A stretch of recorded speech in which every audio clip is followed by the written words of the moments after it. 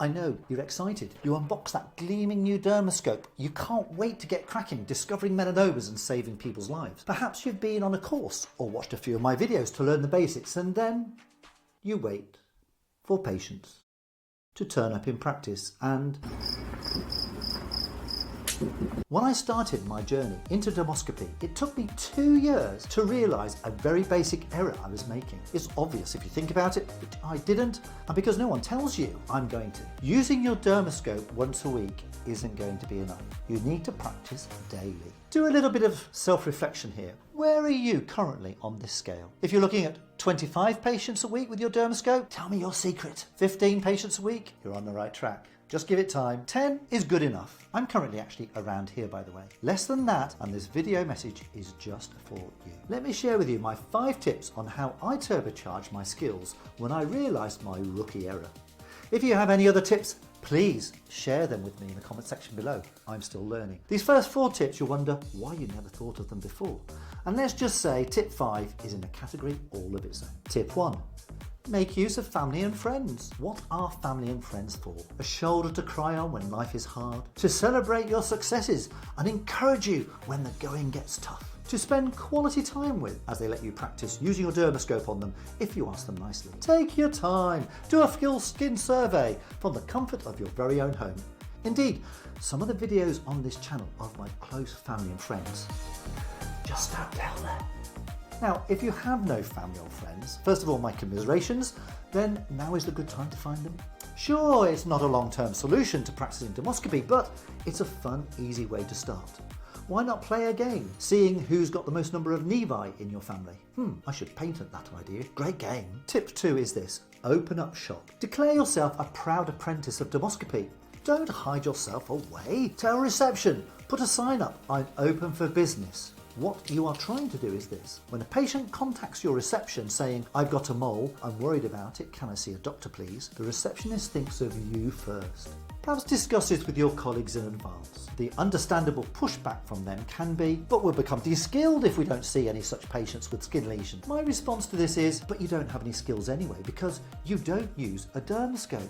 All you do is telederm them anyway. Why not agree a 6-month trial and feedback your findings on some results may be helpful if there is any resistance. If you get the go-ahead, give a small printed reminder for reception to pin up in their eye line when working. Otherwise, they may forget with time. I've even produced for you a download and use this for this purpose. See the link below. Amend and use as you see fit. Tip 3. Encourage colleague referrals to you. Your door is wide open.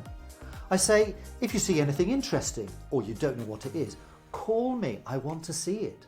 Even if I'm in my clinic, just message me. I'll come racing over and squeeze them in before the patient goes home. If I'm not in clinic, send me a task with the patient's details and I'll squeeze them in my next clinic for a quick look. A few things happen when you do this.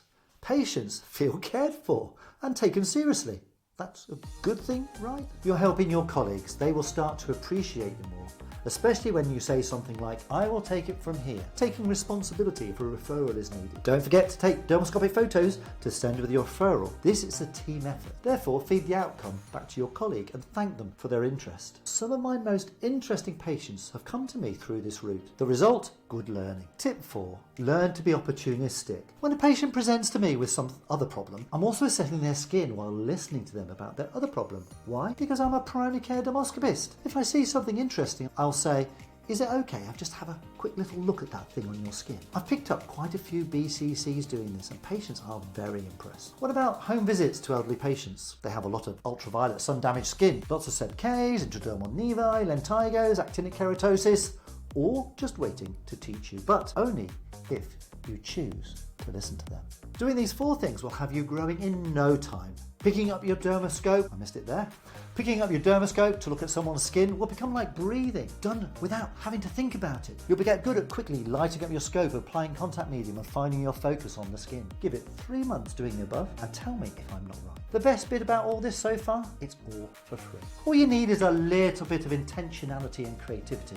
And remember, your best teachers are, but.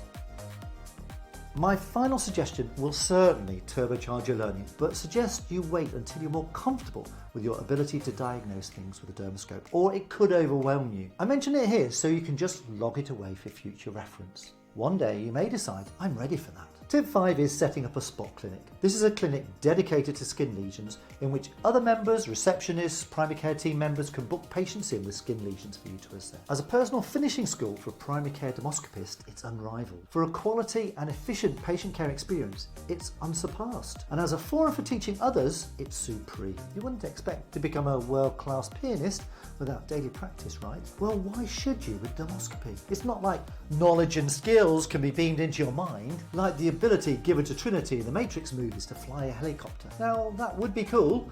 Maybe one day, Ellen, but not today. If you found value in this video, a thumbs up encourages me to keep making them. And subscribe to avoid missing my weekly videos to help you become that great primary care dermoscopist you were born to be. Until next week, Andy signing off. Nanu, nanu. Training a primary care dermoscopist for every general practice.